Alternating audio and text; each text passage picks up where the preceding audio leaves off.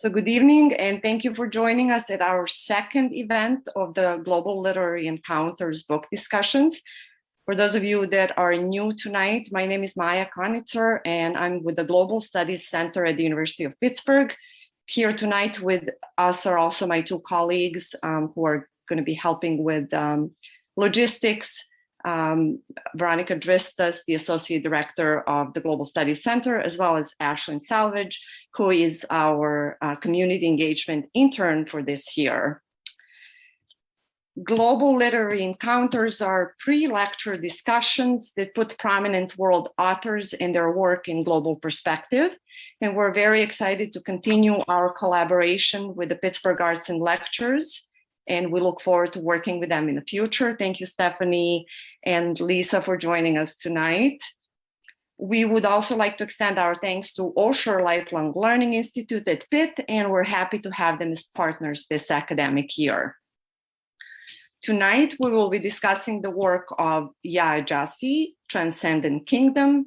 And at this time, it is my great pleasure to introduce to you Dr. Thomas Matzah, our facilitator for the evening. Thomas Matzah received his PhD from Stanford University in 2010.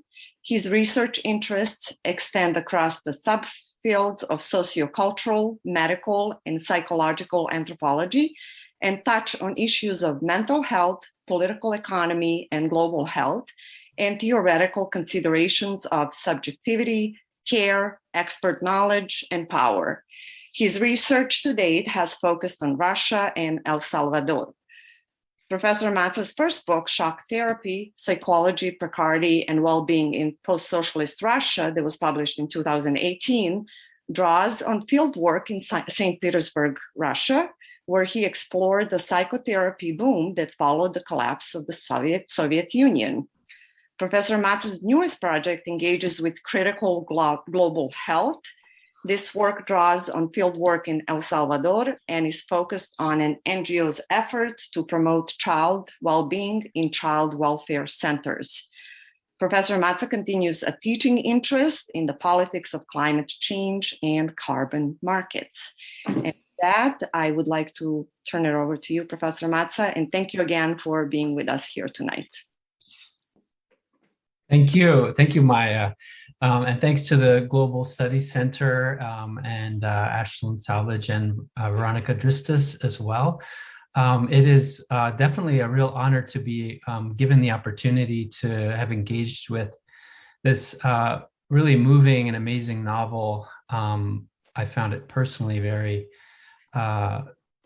engaging and also devastating in many ways, which I'll talk a little bit more about. And so I approached my framing for you all with the idea that you all will have your own experiences with this novel, and I'm looking forward to hearing more from everyone about your ideas and thoughts about it.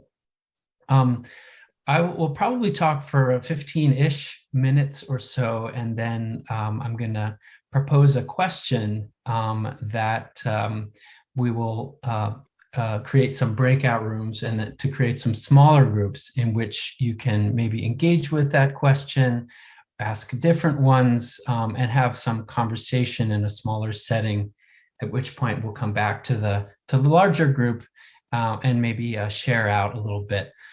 Our hope is that we can do that cycle twice, but we'll see. We can also be flexible and see how things are going. Thank you for the introduction, Maya. I'll just say a few things additionally about myself, because I think they're somewhat relevant to this novel, Transcendent Kingdom. The first is, and Maya already mentioned this, I also got my PhD at Stanford, and so it was quite funny to re-experience these spaces on campus that I remember. The Thai restaurant in the psychology basement. Raymond, her 6-month-long boyfriend, actually was a student in the program where I got my PhD, Modern Thought and Literature. And of course, I had graduate student colleagues who lived in Escondido Village. So I appreciate it very much, and I can assure you that Gyasi really does a wonderful job of situating this novel in a very real place. I also shared with Gyasi a long interest in questions of mind, psyche, emotion, affect, and health.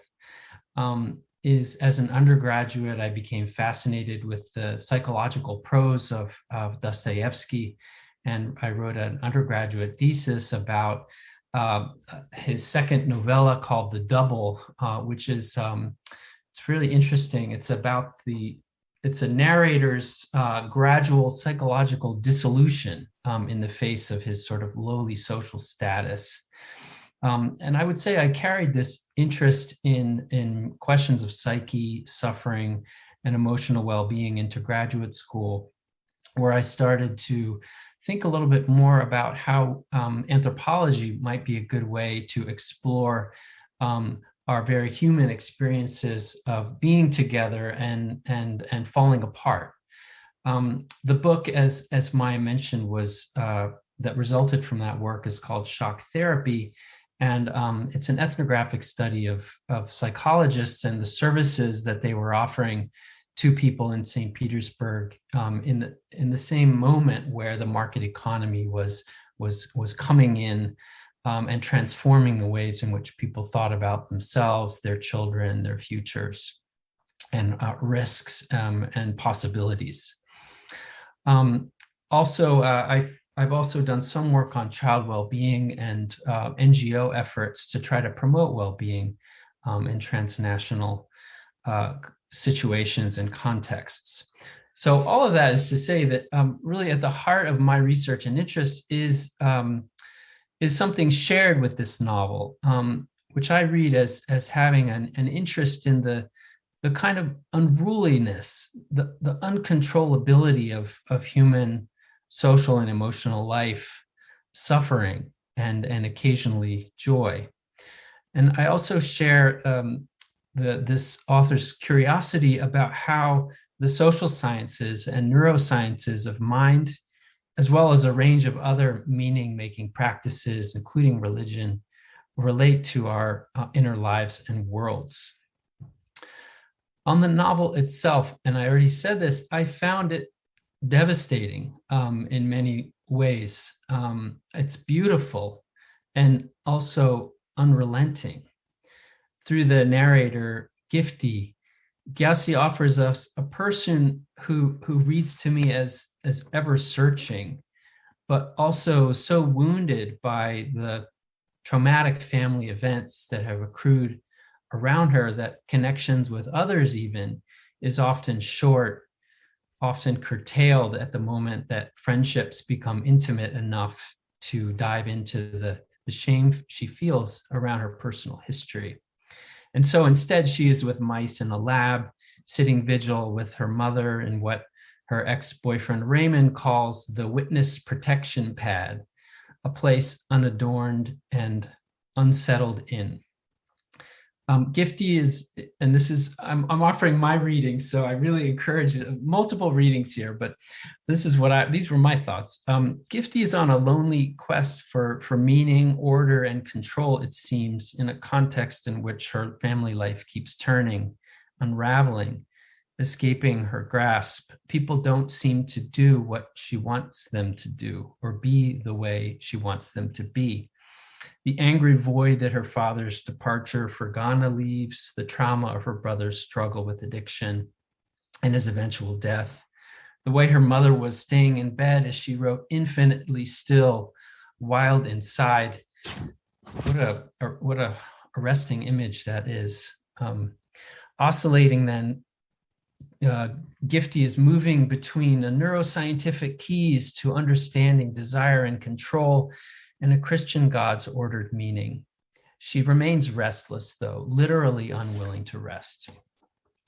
I could share maybe some anthropological readings of this novel as some food for thought. And the first one is most proximate to my own current teaching interests about the culture and politics of mental health. And also this tension or relationship in the novel between broadly construed science and religion. Gyasi is always asking, how much can the neurosciences know about us? Are we fixable via the mechanistic approach of bench science? Or is there some surplus, a soul that is better left to the pulpit? But what use then is God in the face of all earthly suffering? I find it really interesting that the novel remains perched between science and religion. It never really comes down on that question. Gyasi never resolves it, just as the novel itself does not sum up to a neat resolution. To be sure, depression is asserted as a disease here, but there's no question that its basis is expressed in terms of the wounds of social rather than biological, social experience rather than biology. To be sure, religion provides some of the most profound comfort, but Gifty mostly writes in a retrospective mode and from a perspective of lapsed belief. To be sure, neuroscience seems to offer a key to eradicating addiction and ignoring risk, but Gifty also cites philosophy of science literature that talks about the holistic animal that we all are, that will always elude the sciences. The final scene, which I want to ask you about, is set in a church on the Princeton campus, while Gifty is at the same time continuing to do her neuro experiments.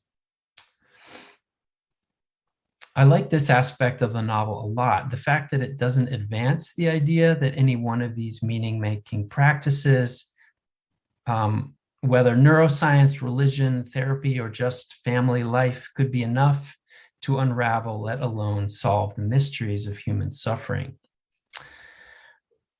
Another anthropological read, the second and final one, would turn to the relationship between suffering, culture loss, and migration. That is one thing that seems to shape the arc of tragedy here is the story of loss of home that follows the migration from Ghana to Alabama. It leads to the Chin Chin Man's departure. One could argue that this move or this migration unmoors something in Nana, perhaps unleashing a deep sadness that we first encounter while he sits on the bus, suddenly deciding he's had enough of soccer. We could point as well to the encounters with ugly racism and bigotry that percolate beneath the surface of the novel.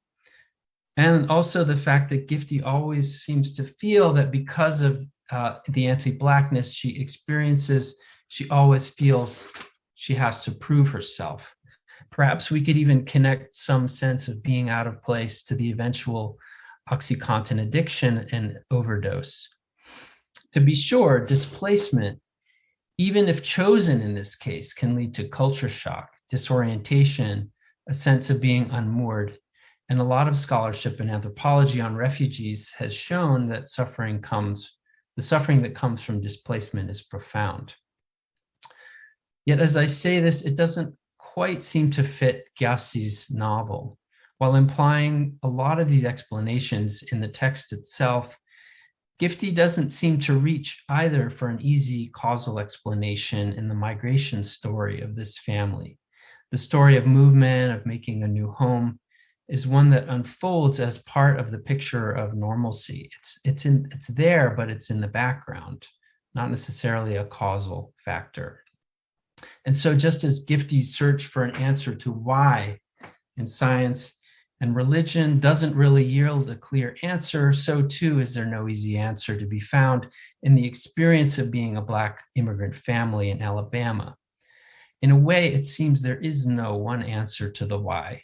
Why did her brother die in that way? Why is her mother always sitting with her back turned to her? So those are a few of my thoughts cobbled together in finishing this novel. And I would say I just felt it was one that raises more questions than answers, as as most good literature does. But still, I think as readers, we do want some answers, or at least to grope towards them. And so with that in mind, I'd like to ask a couple of, or propose a few questions for your discussion, at least to get things started.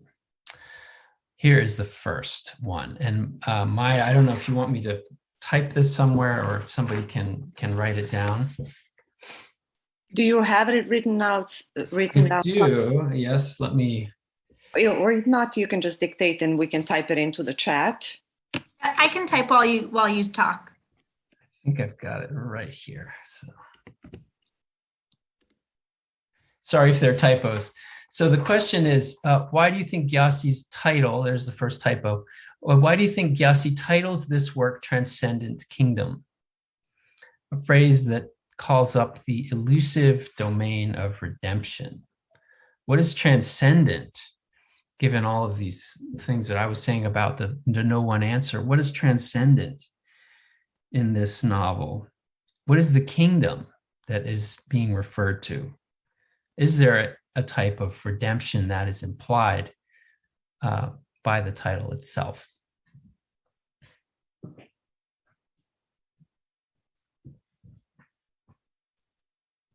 So these questions will stay in the chat when you go into your breakout rooms, and you'll have about 10 minutes to speak in the smaller group, and then we'll come back and be able to share our thoughts. So I'm opening the rooms. You should see a button to join a breakout room for a smaller group discussion.